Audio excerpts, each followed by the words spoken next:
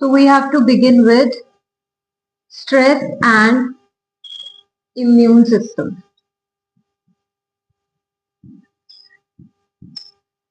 तो अभी तक इस चैप्टर से हमें इतना समझ में आ चुका है कि स्ट्रेस का हर चीज से रिलेशन है, चाहे वो तुम्हारा नॉर्मल बिहेवियर हो, तुम्हारी फिजियोलॉजी हो या कोई भी चीज हो, हर चीज का रिलेशन जो है वो स्ट्रेस से है। तो अगर आपकी बॉडी स्ट्रेस में है तो कहीं ना कहीं it's going to have a problem for each and everything in our body. So immune system भी उससे बचा नहीं हुआ है।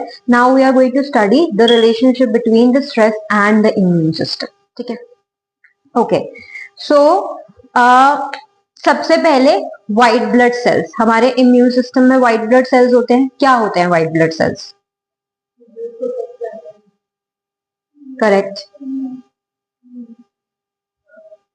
बढ़ाते हैं, ठीक है, क्योंकि वो फॉरेन बॉडीज से कहीं ना कहीं लड़ते हैं, जिससे हमारी इम्यूनिटी जो है बढ़ती है या एंटीबॉडीज प्रोड्यूस करते हैं। ठीक है, सो जो व्हाइट ब्लड सेल्स हैं जिनको हम बोलते हैं leukocytes, they are the part of the immune system and कहीं ना कहीं हमारी बॉडी को हेल्प करते हैं हार्मफुल सब्सटेंसेस जैसे वायरसेस, जिनको हम एंटीजेंस बोलते हैं, उनसे प्रोटेक्ट करने के लिए व्हाइट ब्लड सेल्स ही हमारे सबसे ज्यादा काम आते हैं। ठीक है, इसके अलावा जो व्हाइट ब्लड सेल्स हैं वो एंटीबॉडीज भी प्रोड्यूस करते हैं।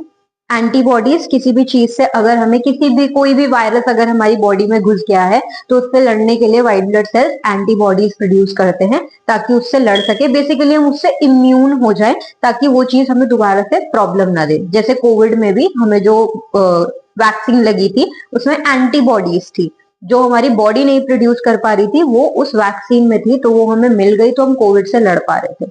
This is the whole concept of antibodies. अब जो व्हाइट ब्लड सेल्स होते हैं वो बहुत सारे तरीके के होते हैं। ठीक है, there are three types of white blood cells. एक होते हैं टी सेल्स, इसके बाद होते हैं B cells and next is natural killers. तीन तरीके के ये व्हाइट ब्लड सेल्स हमारी बॉडी में होते हैं। जो टी सेल्स होते हैं दे अटैक द इन्वेडर्स, यानी कि जो हमारी बॉडी में हार्मफुल इन्वेडर्स एंटर हो गए हैं उसको अटैक कौन करता है? टी सेल्स उसको अटैक करते हैं। ठीक है, और ये जो टी, इसके आगे ये टी हेल्पर सेल्स जो हैं,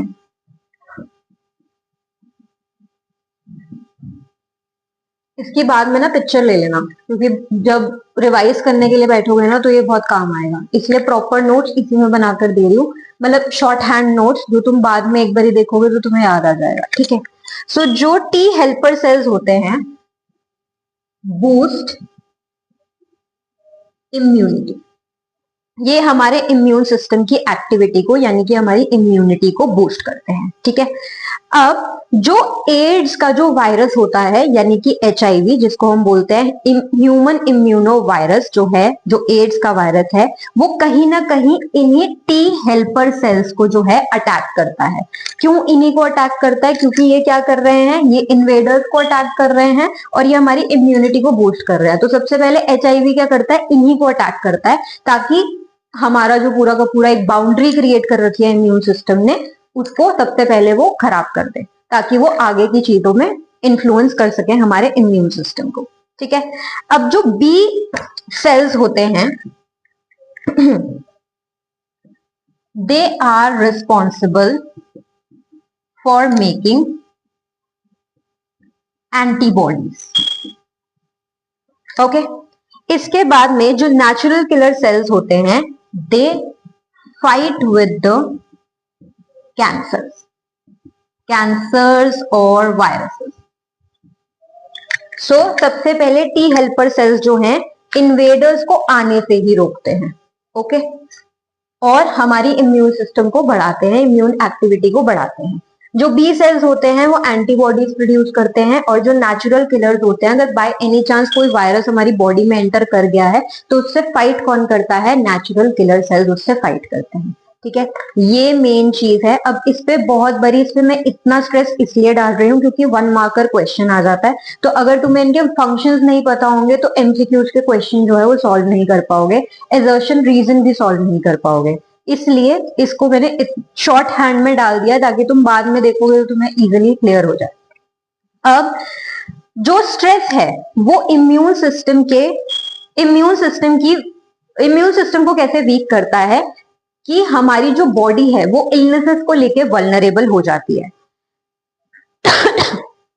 तो जो हमारा इम्यून सिस्टम है, जितने भी थ्रेट्स आते हैं हमारी बॉडी में, जितने भी हार्मफुल वायरसेस हैं जो हमारी बॉडी में एंटर करने की कोशिश करते हैं, उन थ्रेट्स से हमारा इम्यून सिस्टम क्या करता है, हमें बचाता है। ओके, अब there is a field called, इसके बारे में हमने पहले भी पढ़ रखा है, साइको न्यूरो इम्यूनोलॉजी।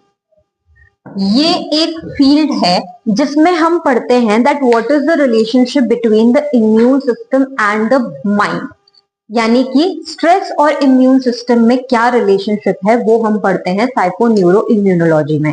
ये हमने क्लास 11 चैप्टर 1 में भी पढ़ा था, तो एक तरीके से रिवाइज करवा दिया गया है यहाँ पे। So it explores the connection between the mind, brain and immune system, focusing on how stress impacts immunity. अब जो स्ट्रेस है वो ये नेचुरल किलर सेल्स को सबसे पहले अफेक्ट करता है। नेचुरल किलर सेल्स क्या कर रहे हैं, फाइट कर रहे हैं वायरसेस और कैंसर से, सबसे पहले वो अफेक्ट ही नेचुरल किलर सेल्स को करता है।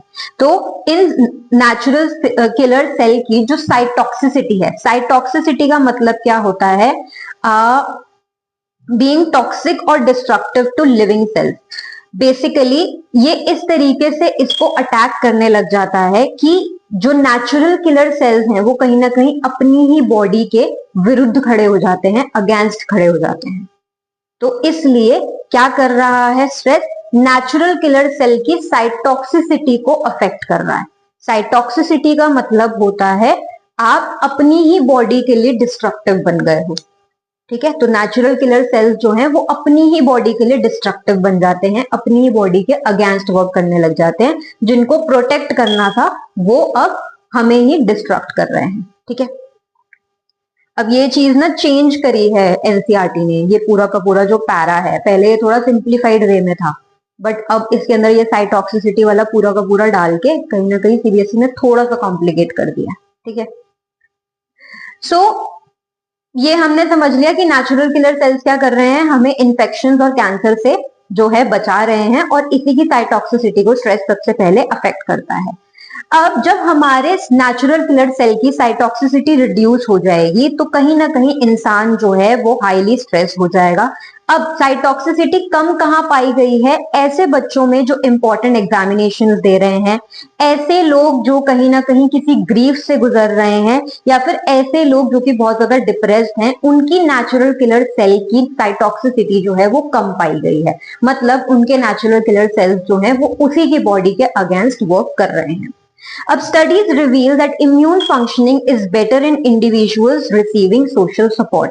इम्यूनिटी उन लोगों की बहुत अच्छी होती है जिनको सोशल सपोर्ट मिल रहा होता है। सोशल सपोर्ट किसी भी वे में मिल सकता है, फैमिली से मिल सकता है, फ्रेंड्स से मिल सकता है, कहीं से भी मिल सकता है। तो अगर वो मिल रहा है तो उस इंसान की इम्यूनिटी अच्छे तरीके से वर्क कर, मतलब बेटर रहेगी, उतनी खराब नहीं होगी जितनी हम बोल रहे हैं। ऑल्सो जो इम्यून सिस्टम में चेंजेस आते हैं वो कहीं ना कहीं हमारी हेल्थ को भी अफेक्ट करते हैं, और हमारा इम्यून सिस्टम जो ऑलरेडी वीक चल रहा है उसको और वीक कर देते हैं।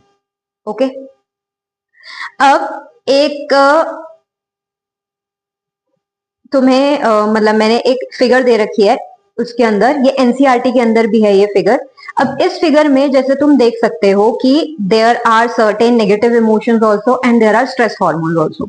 अब जैसे अगर मैं इस फिगर को समझाने की कोशिश करूं तो आपके अंदर फियर, एंगर या हॉस्टिलिटी आई, ये क्या है, नेगेटिव इमोशंस हैं। इसकी वजह से क्या हो रहा है, आपकी बॉडी में दो चीजें हो रही हैं, एक तो स्ट्रेस हार्मोन रिलीज हो रहा है, स्ट्रेस हार्मोन जैसे कॉर्टिसोल, एपाइनेफ्राइन, नॉरपाइनेफ्राइन, ठीक है, वो रिलीज हो रहा है। इसके अलावा साथ साथ आप बिहेवियरल रिएक्शन कैसा दे रहे हो, एंग्री आउटबर्स्ट हो रहा है, throwing tantrums, withdrawal, feeling of hopelessness, ये क्या है, इमोशनल इफेक्ट्स हैं और बिहेवियरल इफेक्ट्स हैं। तो ये दोनों साथ साथ चल रही हैं। इसके बाद क्या होगा, इन दोनों चीजों की वजह से जो स्ट्रेस हार्मोन रिलीज हुए हैं और ये जो एंग्री आउटबर्स्ट आपका हो रहा है, बिहेवियरल इफेक्ट, इमोशनल इफेक्ट, इससे आपका इम्यून सिस्टम और वीक हो जाएगा। जो पहले ही वीक चल रहा है इसके बाद में और वीक हो जाएगा। फाइनली इसकी वजह से क्या हो जाएगा, इंसान को मेंटल और फिजिकल इलनेस हो सकती है।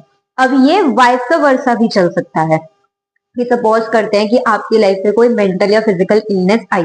अब ऑब्वियस आप ऑलरेडी इतने सारे इमोशनल इफेक्ट से डील कर रहे हो, तो आपकी बॉडी में स्ट्रेस हार्मोन जो है वो रिलीज होगा, नेगेटिव इमोशंस भी रिलीज हो रहे हैं। नेगेटिव इमोशंस रिलीज होंगे तो बिहेवियरल चेंजेस भी अकॉर्डिंगली होंगे, कॉग्निटिव चेंजेस भी अकॉर्डिंगली होंगे, जिसका अल्टीमेटली क्या हो जाएगा, आपका इम्यून सिस्टम और ज्यादा वीक हो जाएगा।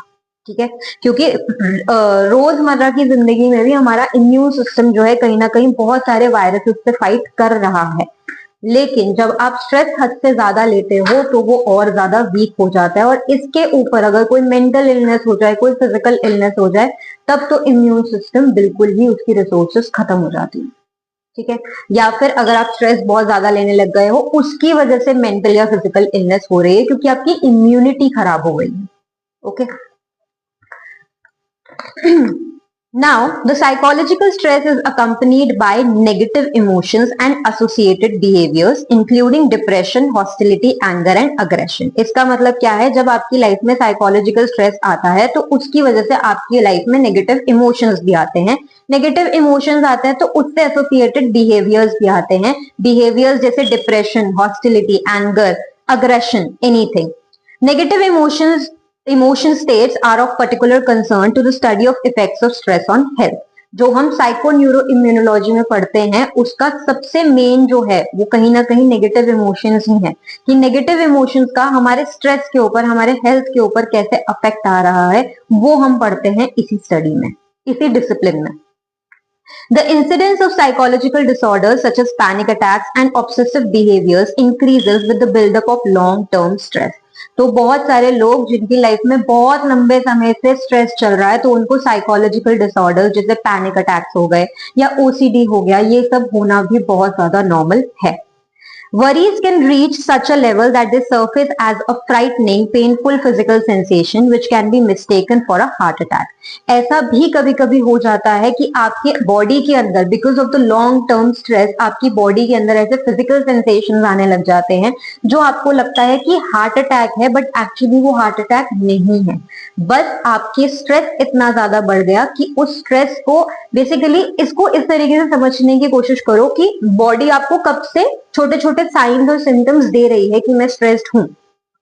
जैसे मे बी आप बहुत ज्यादा भूलने लग गए हो चीजों को, या फिर आपको फटीग बहुत ज्यादा रहने लग गई है, एनीथिंग, आपके अंदर चिड़चिड़ापन बहुत ज्यादा आने लग गया, तो ये क्या है, स्ट्रेस की वजह से ही आए हुए चेंजेस है, but you were not paying attention to these symptoms.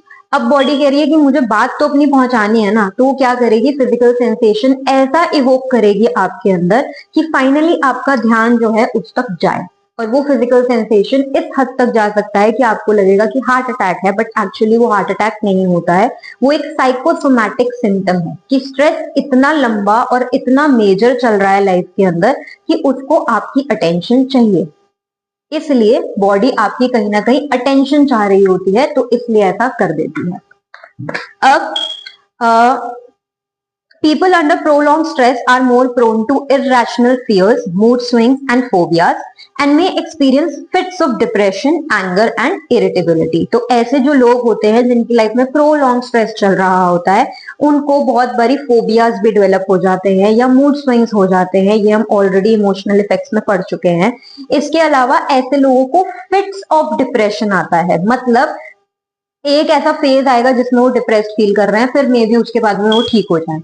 एक ऐसा फेज आएगा जिसमें वो 2-3 दिन के लिए बहुत ज्यादा गुस्से वाला फील कर रहे हैं, इरिटेटेड फील कर रहे हैं, फिर वो ठीक हो जाए। तो these are the fits of depression, fits of anger और फिट्स ऑफ हॉस्टिलिटी।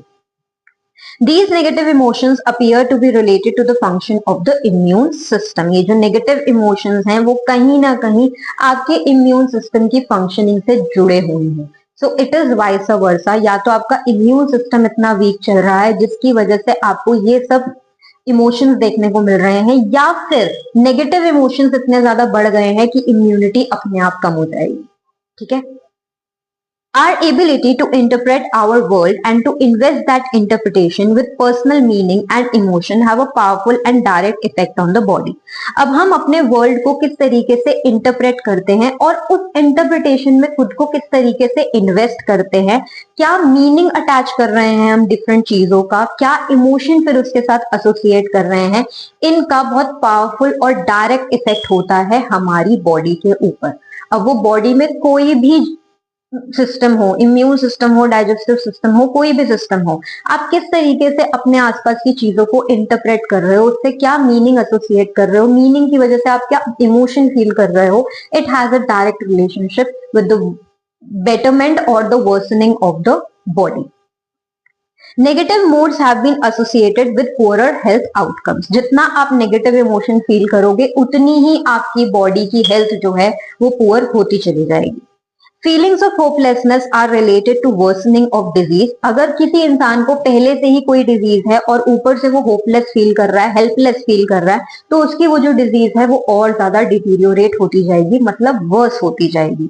इसके अलावा ऐसे लोगों में इंक्रीज रिस्क ऑफ इंजरी भी होता है and death due to various causes, and death भी हो जाती है बहुत बारी। तो if you have ever heard about the auto immune diseases, auto immune diseases के बारे में कभी सुना?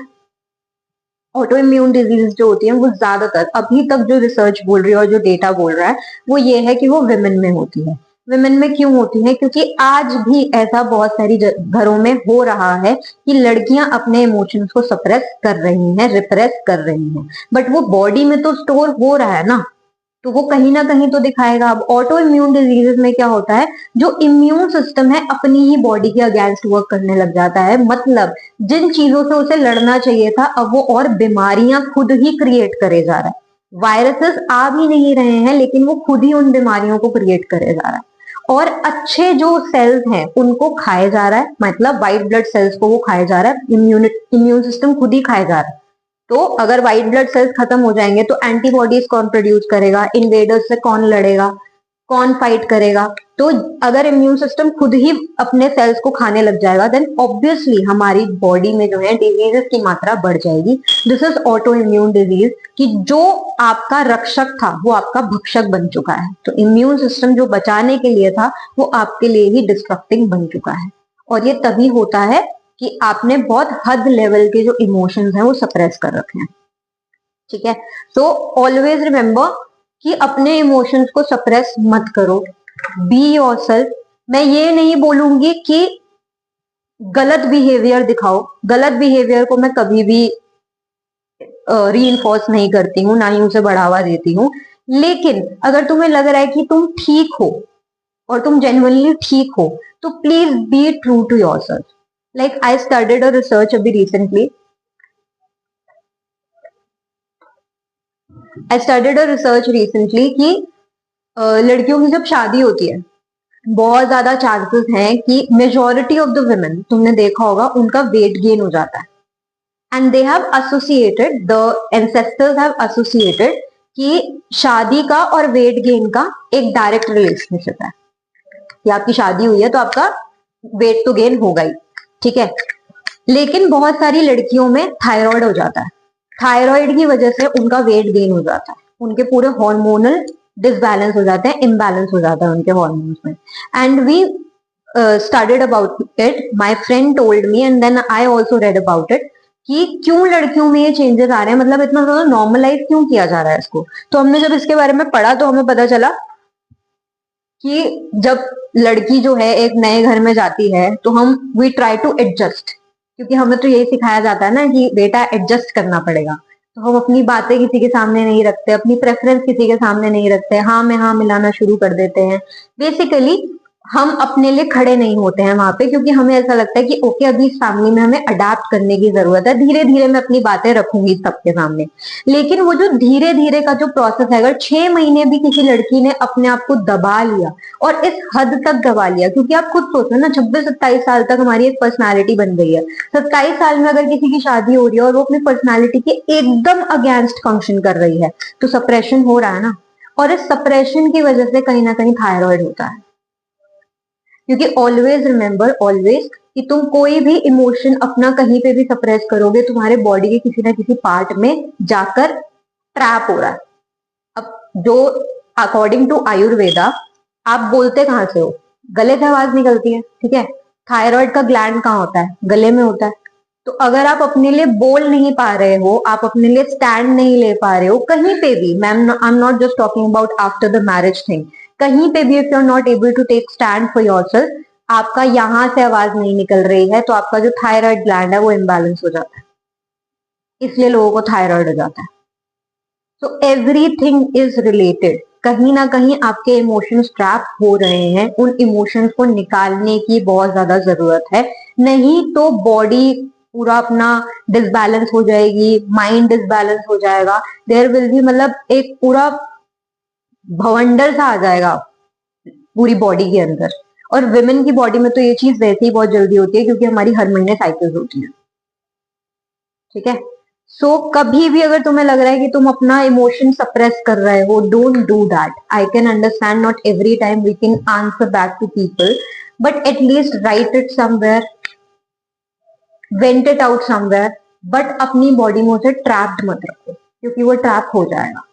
नहीं तो you can also practice yoga, क्योंकि योगा में टैपिंग करवाते हैं। जब टैपिंग करवाते हैं तो जो भी इमोशन या जो भी एनर्जीज किसी भी जगह पे ट्रैप्ड होती है वो निकल जाती है टैपिंग से।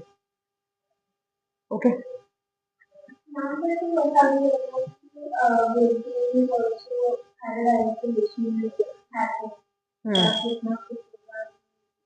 हम्म।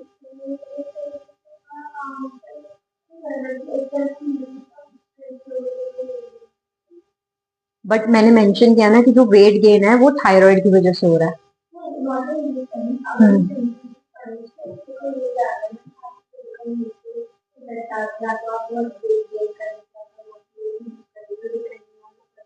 हम्म। अब वही है कि उसमें ना फिर देखना पड़ता है कि तुम्हारा बिहेवियरल कैसे जा रहा है। जैसे मेरी खुद की डॉक्टर ने अभी बोला है कि मैं पीछे प्रोटीन डाइट पे चली गई थी, मुझे ऐसा लग रहा था कि मेरा बेली फैट बहुत ज्यादा आ गया, तो I need to go on the protein diet, कि कार्ब्स कम कर देती हूँ, प्रोटीन डाइट ले लेती हूँ। लेकिन फिर मैंने प्रोटीन डाइट पे अपने आप को प्रॉपरली शिफ्ट किया, तो उसकी वजह से मेरी बाकी चीजों में प्रॉब्लम आने लग गया, क्योंकि कार्ब्स मैंने ले लिए अपनी बॉडी से, वो अपने कंफर्ट जोन से निकल गई। तो उसके बाद में मेरे को डॉक्टर ने बोला कि आपको कोई जरूरत नहीं है, बिकॉज आपकी पूरी बॉडी पे फैट गेन नहीं हो रहा है, आपके सिर्फ बेली फैट आ रहा है, that mean high cortisol, to work on the cortisol.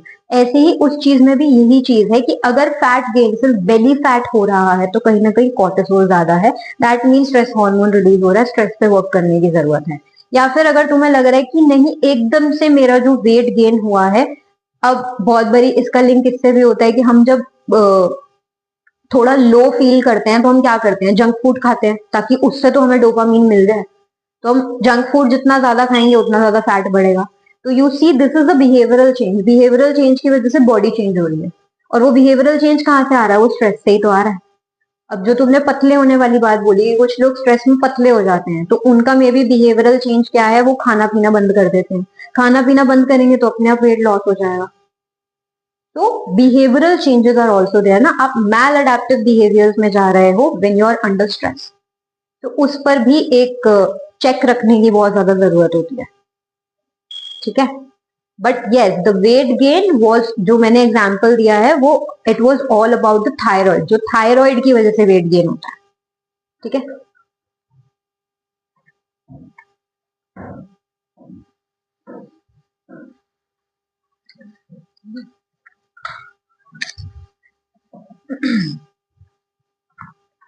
Okay आगे चलो, समझ में आ गया। And this is the most important question, stress and immune system. 4 से 6 नंबर का ये क्वेश्चन आता है। अगर 4 नंबर में ये क्वेश्चन आता है तो तुम अपने हिसाब से इसका कंटेंट क्रिस्प कर सकते हो, लेकिन पॉइंट्स मत भूलना। अगर ये 6 नंबर में आता है तो ऑल्सो मेक द डायग्राम, जो कि नोट्स में गिवन है। ओके। एंड अच्छे तरीके से ईच एंड एवरी पॉइंट को एक्सप्लेन कर देना, उससे अपने आप 6 नंबर का वो बन जाएगा। Okay.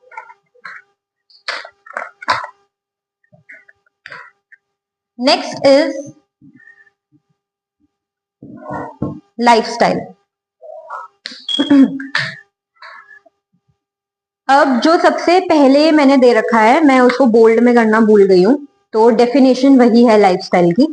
Lifestyle is the overall pattern of decisions and behaviours that determine a persons health and quality of life. Lifestyle का मतलब आपके जो भी पैटर्न ऑफ डिसीजंस हैं या जो भी पैटर्न ऑफ बिहेवियर्स हैं जो आपकी हेल्थ को और आपकी क्वालिटी ऑफ लाइफ को डिटरमाइन करेंगे, उसको हम लाइफस्टाइल बोलते हैं।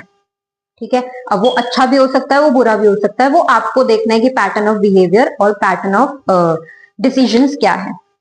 अब जो स्ट्रेस है it can always lead to unhealthy lifestyle या फिर हेल्थ डैमेजिंग बिहेवियर। स्ट्रेस होगा तो आपके अनहेल्दी लाइफस्टाइल अपने आप हो जाएगी अगर आप उस पर चेक नहीं रखोगे तो। Okay, and it will have a problem, it will have a repercussion for your body. अब जो एक स्ट्रेस्ड इंडिविजुअल होता है वो बहुत ज्यादा अपने आप को पैथोजेंस से एक्सपोज करता है। पैथोजेंस क्या होते हैं? They are the agents causing physical illnesses. अपने आप ही हमारा ऐसा बिहेवियर हो जाता है या फिर हमारी बॉडी, क्योंकि इम्यून सिस्टम उस हिसाब से चलने लग जाती है कि हम पैथोजन से एक्सपोज हो जाते हैं, ऐसे एजेंट्स जो कि हमें फिजिकल इलनेस दे सकते हैं। अब जो लोग स्ट्रेस्ड होते हैं उनकी हमेशा देखना उनकी पुअर न्यूट्रिशनल हैबिट्स होंगी, स्लीपलेसनेस होगा या फिर हद से ज्यादा स्लीप आएगी। अब हद से ज्यादा कोई चीज करोगे या हद से कम कोई चीज करोगे, it will have a repercussion, poor repercussions. तो ऐसे लोग जो कि स्ट्रेस्ड होते हैं उनकी न्यूट्रिशनल डाइट नहीं होती है, ऑल्सो उनकी स्लीप पे भी बहुत ज्यादा अफेक्ट आता है, and they engage in health risking behaviours जैसे स्मोकिंग हो गया, अल्कोहल अब्यूज हो गया। अब ये जो हेल्थ इंपेयरिंग बिहेवियर्स हैं ये ग्रेजुअली डेवलप होते हैं and they are accompanied by pleasant experiences temporarily. Temporarily आपको प्लेजेंट एक्सपीरियंसेस मिलेंगे। जैसे लोग स्मोकिंग क्यों करते हैं? स्मोक जो सिगरेट्स होती हैं उसके अंदर निकोटिन होता है। निकोटिन क्या करता है? एकदम से ना थोड़ा सा ना चीजों को, रेसिंग थॉट्स को थोड़ा सा स्लो डाउन कर देता है। और आज जब हमें स्ट्रेस होता है तो सबसे ज्यादा प्रॉब्लम हमें किस चीज से होती है कि इतने रेसिंग थॉट्स क्यों है यार माइंड में। माइंड को थोड़ा सा काम डाउन करने की जरूरत है, ये थॉट्स ना आए। बस कभी कभी तो ऐसा मन करता है कि अगर ये हिस्सा काटने की ऑप्शन होता तो ये काट के कहीं रख देते ताकि जो रेसिंग थॉट्स हैं वो कम हो जाए। तो मेन हमारा यही रीजन होता है। तो निकोटिन क्या कर रहा है? वो कहीं ना कहीं आपके जो रेसिंग थॉट्स है उसको स्लो डाउन कर रहा है। तो वो जो टेम्पररीली आपके रेसिंग थॉट्स को स्लो डाउन कर रहा है वो एडिक्शन बन जाता है। And alcohol is also doing the same thing. आपके रेसिंग थॉट्स को वो ज्यादा देर के लिए स्लो डाउन कर रहा है क्योंकि अल्कोहल में ज्यादा नशा होता है, इथेनॉल जो होता है वो ज्यादा होता है उसके अंदर। ठीक है, तो इस वजह से जो लोग हैं वो हेल्थ रिस्किंग बिहेवियर्स या हेल्थ हजार्डस बिहेवियर्स में पड़ जाते हैं because of the stress, to cope with the stress. So हम ये भूल जाते हैं कि इसके लॉन्ग टर्म डैमेजिंग इफेक्ट्स कितने हो सकते हैं एंड कहीं ना कहीं हमारे जो फिजिकल इलनेसेस हैं उसको लेके हमारा रिस्क कितना ज्यादा बढ़ जाता है। उस टेम्पररी प्लेजर के चक्कर में हम इसके जो लॉन्ग रन में होने वाले इफेक्ट्स हैं उसको भूल जाते हैं। Okay, Now, next question arises, how can we enhance our lifestyle? अब स्टडीज ये रिवील करती हैं कि जो हेल्थ प्रमोटिंग बिहेवियर्स हैं जैसे बैलेंस डाइट हो गया, regular exercise, family support etcetera, ये बहुत इंपॉर्टेंट रोल प्ले करते हैं हमारे गुड हेल्थ में। Adhering to a lifestyle that includes a balanced low-fat diet, regular exercise and continued activity along with positive thinking enhances health and longevity. तो आपको low fat diet लेनी चाहिए, regular exercise करना चाहिए। अगर एक्सरसाइज नहीं भी कर पा रहे हो तो कम से कम कुछ ना कुछ एक्टिविटी तो जरूर करो जिससे आपकी बॉडी जो है एक अराउजल स्टेट में है। ओके, जिससे, और इसके अलावा पॉजिटिव थिंकिंग भी हमें प्रैक्टिस करनी चाहिए जो हमारी हेल्थ को और अच्छा करेगी और लॉन्ग करेगी। Now we should avoid the modern lifestyle of excess in eating. हमारी मॉडर्न लाइफस्टाइल जो है वो उसमें क्या है? हम मंचिंग कर रहे हैं। वी हैव नॉर्मलाइज्ड मंचिंग कि ओ मैंने मंचिंग करते करते बिंज वॉच करा है या बिंज ईट करी है। We have normalised it. तो हमें इस चीज के अगेंस्ट खड़ा होने की जरूरत है। हमें मॉडर्न लाइफस्टाइल को अब शायद थोड़ा सा छोड़ने की जरूरत है। इसके अलावा drinking and the so called fast paced good life. So drinking भी हमारे लिए बहुत ज्यादा नॉर्मलाइज हो गई है। आज तुम किसी भी पार्टी में जाओ, मतलब being a 29 years old myself, we go to parties, we hang out with our friends, and ठीक है मैं साइकोलॉजिस्ट हूँ बट मेरे सारे फ्रेंड साइकोलॉजिस्ट नहीं हो सकते। तो उनकी पार्टीज में इट्स लाइक कि अगर आपके हाथ में ग्लास नहीं है तो आप रूल्स तोड़ रहे हो उनकी पार्टी के। तो हमने ड्रिंकिंग को भी कितना नॉर्मलाइज कर दिया गया है, न्यू ईयर है, दिवाली है, ड्रिंक तो करनी ही करनी है। So we need to stop this. इसके अलावा जो हाई पेस्ड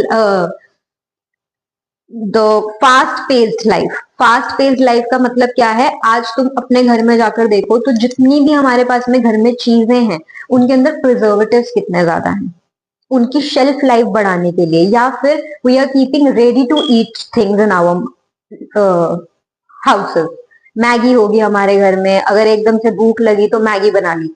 अब मैगी में कोई न्यूट्रिशियस डाइट तो नहीं है, वो मैदा भरा पड़ा है, पाम ऑयल भरा भरा पड़ा है उसके अंदर, जिसके आगे जाकर इफेक्ट्स तो बहुत गंदे होने वाले हैं। तो कभी कभी भी आप देखो फास्ट पेस लाइफ के चक्कर में कि भाई फटाफट जो बन जाए वो खा लिया क्योंकि हमें काम पे जाना है या कहीं और जाना है, उसके चक्कर में we are ruining our life and we need to stop it. तभी हमारा लाइफस्टाइल जो है वो इम्प्रूव होगा, वरना हमारा लाइफस्टाइल ऑलरेडी तो खराब है ही है। ठीक है। So may lead to violation of basic principles of health in some of us as to what we eat, think or do with our lives. तो जो आप खाओगे, जो आप सोचोगे, वैसी ही आपकी लाइफ होगी। इसलिए हमें इन सारी चीजों को ठीक करने की बहुत ज्यादा जरूरत है। ठीक है। मतलब इसके अलावा जैसे if you have ever heard about reiki, reiki के बारे में सुना है? हाँ, मतलब रेकी में बहुत सारी चीजें होती हैं। तो उसमें एक चीज ऐसी मेरे दोस्त ने बताई थी मुझे कि वो जब खाना खाता था ना, जैसे हम लोग को वो तो खाना खाते हैं, मी माई सेल्फ खाना खाते हुए तारक मेहता चाहिए, ठीक है। तो हम सबको खाना खाते हुए कुछ ना कुछ तो चाहिए। लेकिन वो क्या करता था, खाना खाते हुए पूरा का पूरा फोकस जो होता था वो उसके खाने पे होता था और बॉडी पे होता था, कि मतलब वो खाना जाके उसकी बॉडी के किस पार्ट पे लगना चाहिए। अब वो इतने ज्यादा फोकस से खाता था कि उसको मसल्स चाहिए थे। ठीक है। तो वो जब खाना खाता था तो उसका पूरा पूरा ध्यान क्या होता था कि खाने का टेस्ट कैसा है, और जितना भी खाना है वो पूरा का पूरा उसके मसल्स में लग रहा है। And within a span of 2 to 3 months और मे बी 4 to 5 months, बिना जिम करे उसके जेन्युइनली मसल्स बनते हुए मैंने खुद देखे हैं। So this is how reiki works. So कि आप जैसा सोचोगे, जैसा आप खाओगे, वैसी ही आपकी बॉडी हो जाएगी। ऐसा बोलते हैं ना कि अगर आप आयुर्वेदा के अकॉर्डिंग तो इट्स स्ट्रिक्टली कि अगर आप गुस्से में हो तो प्लीज डू नॉट ईट, चाहे आप बैलेंस डाइट क्यों ना ले रहे हो, लेकिन अगर आपका इमोशन जो है वो गुस्से वाला है, मतलब एक नेगेटिव इमोशन है, तो खाना आपके लिए जहर है, क्योंकि आप सोच वैसा रहे हो। So whatever you eat, whatever you think, whatever you feel, it is going to affect your body. Okay.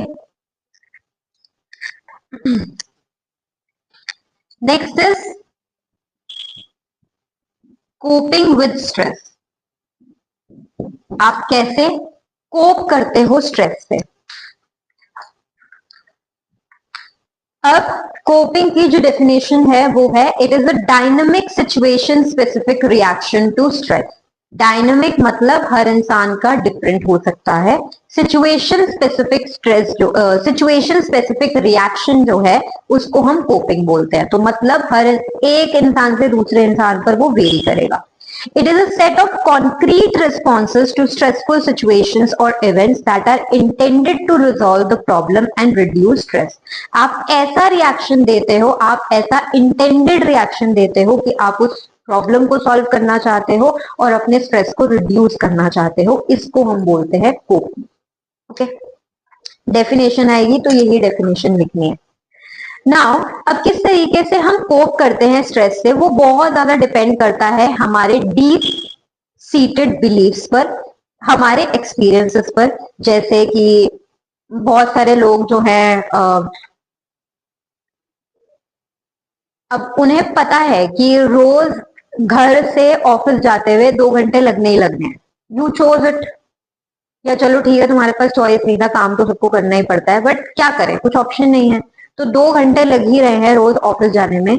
अब या तो तुम क्रिब करते हुए जाओ, रोज 2 घंटे जाना, रोज 2 घंटे आना, कि मतलब तुम गुस्से में हो, क्रिप कर रहे हो, फ्रस्ट्रेट कर रहे हो, आते जाते वाली को कुछ ना कुछ गुस्से में बोल रहे हो, गालियां दे रहे हो, ये क्या है? ये बैड कोपिंग है।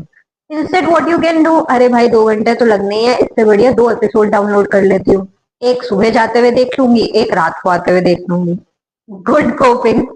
चेंज कर दिया ना, जाना तो है ही, ऑप्शन नहीं है, तो इससे बढ़िया उससे ढंग से कोप कर लो, कोई ऑप्शन नहीं है। क्रिब करके तो क्या कर रहे हो, दूसरों को भी फ्रस्ट्रेट कर रहे हो, खुद भी फ्रस्ट्रेट हो रहे हो, कोई वो नहीं है। सो हमारे डीप सीटेड बिलीफ्स पर और हमारे एक्सपीरियंसेस पर डिपेंड करता है कि हम किस तरीके से किसी भी एक पर्टिकुलर चीज से कोप कर सकते हैं। Now, to manage stress, we often need to reassess the way we think and learn coping strategies. अगर हमें अपने स्ट्रेस को मैनेज करना है तो हमें रीअसेस करना पड़ेगा कि हम किस तरीके की कोपिंग हम यूज कर रहे हैं। जैसे अभी मैंने तुम्हें ये एग्जांपल दे दिया, तो तुम अपनी किसी चीज से रिलेट कर सकते हो कि भाई करना तो है, अब जैसे तुम्हारे केस में पढ़ना तो है ही, ऑप्शन नहीं है ना, पढ़ना तो है ही, बोर्ड तो देनी है, तो हंस के पढ़ लो, रो के पढ़ के क्या मिलेगा, कुछ दिमाग में भी नहीं जाएगा, है ना। So you have to reassess the way you think and you have to learn new coping skills, ताकि आप एक ढंग के तरीके से कोप कर सको अपने स्ट्रेस से। नाउ जो लोग बहुत पुअरली कोप करते हैं, they have impaired immune response and diminished activity of natural killer sales, ये हम ऑलरेडी पढ़ चुके हैं। ठीक है, तो ऐसे लोग जो कि पुअरली कोप करते हैं अपनी चीजों के साथ में, उनमें जो इम्यून सिस्टम की एक्टिविटी होती है वो रिड्यूस हो जाती है, और नेचुरल किलर सेल्स भी, उनकी जो एक्टिविटी होती है वो भी डिमिनिश हो जाती है। So individuals show consistent individual differences in the coping strategies they use to handle stressful situations. These can include both overt and covert activities. हर इंसान अपने तरीके की एक कोपिंग स्ट्रैटेजी यूज कर रहा है अपने रोजमर्रा के स्ट्रेस को डील करने के लिए। अब ये जो कोपिंग है वो ओवर्ट भी हो सकती है, कोवर्ट भी हो सकती है। मे बी तुम्हें दिख नहीं रही वो ओवर्ट है, जो तुम्हें दिख रही है वो कोवर्ट है। ठीक है, सो कोपिंग स्ट्रैटेजीज एंडलर और पार्कर ने, अब यहाँ पर 3 लोगों ने, ये तो 2 लोग अलग हैं, उसके बाद में एक और आगे हैं, इन तीनों ने अलग अलग कोपिंग स्ट्रैटेजीज दी है। तो you have to be very particular कि एंडलर और पार्कर की पूछी गई है या किसी और की पूछी गई है। ठीक है, दोनों में सिमिलैरिटीज बहुत ज्यादा है, बट ऑफकोर्स लिखना तो पड़ेगा, ऑप्शन नहीं है। सो कोपिंग स्ट्रैटेजीज, सबसे पहले हम एंडलर और पार्कर की पढ़ेंगे।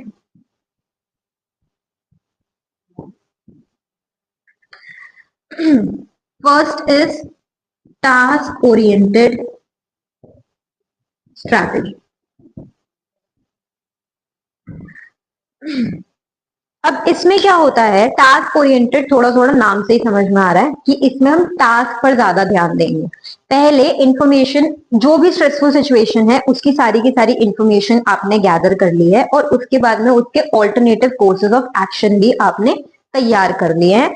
इसके अलावा जो पॉसिबल ऑल्टरनेटिव एक्शंस हैं उसके आपने रेपरकशंस भी अपने दिमाग में सोच लिए कि ओके इसका ये आउटकम हो सकता है। देन आप इसमें प्रायोरिटीज भी डिसाइड करते हो कि क्या करना है, सबसे पहले डायरेक्टली डील करना है स्ट्रेसफुल सिचुएशन से, या फिर अभी थोड़ी देर के लिए चलो फ्लाइट कर लेते हैं फिर फाइट कर लेंगे। तो उसमें आपकी प्रायोरिटीज भी आ सकती हैं। तो बेसिकली आप क्या कर रहे हो, पूरा का पूरा जो ध्यान है आपका वो आपके टास्क के ऊपर है। तो बहुत ही सिस्टमैटिक तरीके से आप एक task oriented strategy, coping strategy लगा रहे हो। ठीक है, then next is emotion oriented strategy. अब इमोशन ओरिएंटेड स्ट्रैटेजी में इंसान होप मेंटेन करता है, अपने इमोशंस को कंट्रोल करने की कोशिश करता है, ऑल्सो अपनी फीलिंग्स को वेंट आउट करने की कोशिश करता है, अपने एंगर, अपने फ्रस्ट्रेशन को वेंट आउट करने की कोशिश करता है, या फिर ये सोच लेना कि कुछ नहीं हो सकता इस सिचुएशन का, ओके तूफान आया है अभी खड़े रहते हैं, धीरे धीरे तूफान निकल जाएगा। This is emotion oriented strategy कि आप ओके चलो बैठ जाते हैं शांति से, कुछ नहीं कर सकते अभी। That is emotion oriented strategy. So yes, next is avoidance oriented strategy. Avoidance oriented, नाम तो समझ में आ रहा है कि अंडर द कारपेट डालो चीजों को, कि डील ही नहीं करना है, सिर्फ फ्लाइट करना है, इससे डील ही नहीं करेंगे, अरे कुछ हुआ ही नहीं है, सब ठीक है, या अरे नहीं ऐसा कुछ है ही नहीं, मुझे बात ही नहीं करनी, ये सारी चीजें क्या है, अवॉइडेंस ओरिएंटेड स्ट्रैटेजी है। और ये सबसे बेकार स्ट्रैटेजी है। वो एक पाइल अप होती रहती है पूरी की पूरी सिचुएशन। आप कितनी सिचुएशन से बाद में जाकर अगर आपने अपनी आधी जिंदगी अवॉइडेंस ओरिएंटेड स्ट्रैटेजी ही अपनाई है, तो कितनी सारी चीजें हैं ना जिसके बारे में बात करना भी बचा है, एक एक करके निकालनी पड़ेंगी फिर। तो सबसे बेकार स्ट्रैटेजी है ये, कि keeping the thing under the carpet. ठीक है, यस। बाकी next is Lazarus and Folkman, वो हम नेक्स्ट क्लास में करेंगे।